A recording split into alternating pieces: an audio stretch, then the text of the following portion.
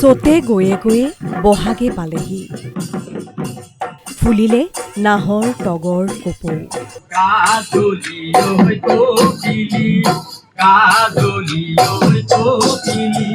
ৰঙে ৰূপে প্ৰকৃতি এতিয়া হৈ পৰিছে বিনন্দীয়া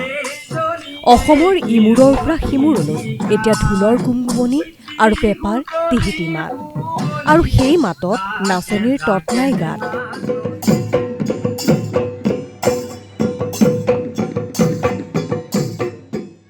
অসমীয়াই বছৰজুৰি অপেক্ষা কৰা প্ৰাণৰ বিহুটিলৈ এতিয়া মাজত প্ৰায় এটা বহে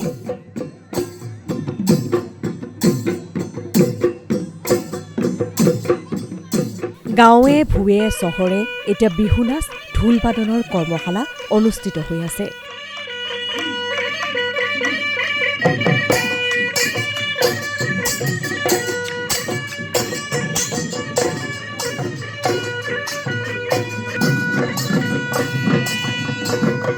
এয়া খুমটাইৰ কচু পথাৰত টাই আহোম ছাত্ৰ সন্থাৰ উদ্যোগত অনুষ্ঠিত 10 দিনীয়া বিহু নাচ আৰু ঢোল বাদনৰ কৰ্মশালাৰ সামৰণি অনুষ্ঠান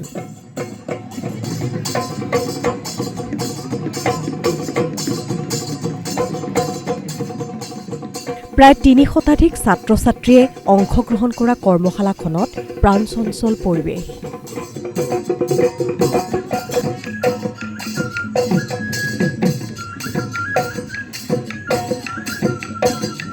ইফালে শিৱসাগৰ জিলাৰ লাখুৱা বৰবৰুৱা মৈদামত বিহু কৰ্মশালাৰ সামৰণি পৰে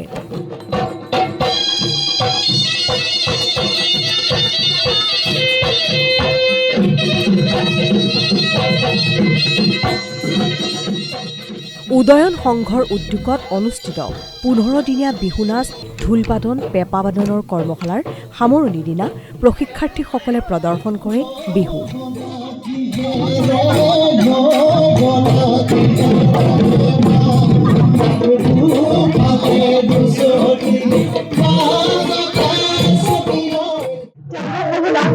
শিকাৰ প্ৰতি প্ৰথম দিনাখনৰ পৰা সকলোৱে সহায় সহযোগিতা পায় খুব ভাল লাগিলে 15 দিনীয়া খুব ধুনীয়া প্ৰতিভা আৰু বিশেষকৈ উদ্যোক্তা মণ্ডলীক ধন্যবাদ জ্ঞাপন কৰিব লাগিব ল'ৰা ছোৱালীবিলাকৰ প্ৰতিভা বিকাশৰ কাৰণে তেওঁলোকে বহুত ধুনীয়া এখন মঞ্চ দিছে ভাল লাগিলে আচলতে এই জাতিৰ প্ৰাণ স্পন্দন স্বৰূপ প্ৰতিজন ডেকা গাভৰু তেজৰ হিয়া আমাৰ উদ্দেশ্য এটাই আমাৰ ল'ৰা ছোৱালী ভৱিষ্যত যাতে বিহু কি বস্তু চিনি পায় বিহু কেনেকৈ গাব লাগে বিহু কি কাৰণে গাব লাগে বিহু নহ'লে আমাৰ কি হ'ব গতিকে আমি গোটেই কথাখিনি চালি জাৰি চাই আমি আজি পদক্ষেপ লোৱা হয় এইদৰে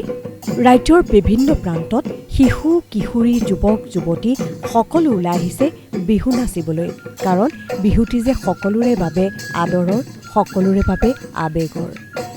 খুমটাইৰ পৰা বেদাংগ তামুলী আৰু লাকুৱাৰ পৰা বিপিন হাজৰিকা DY 365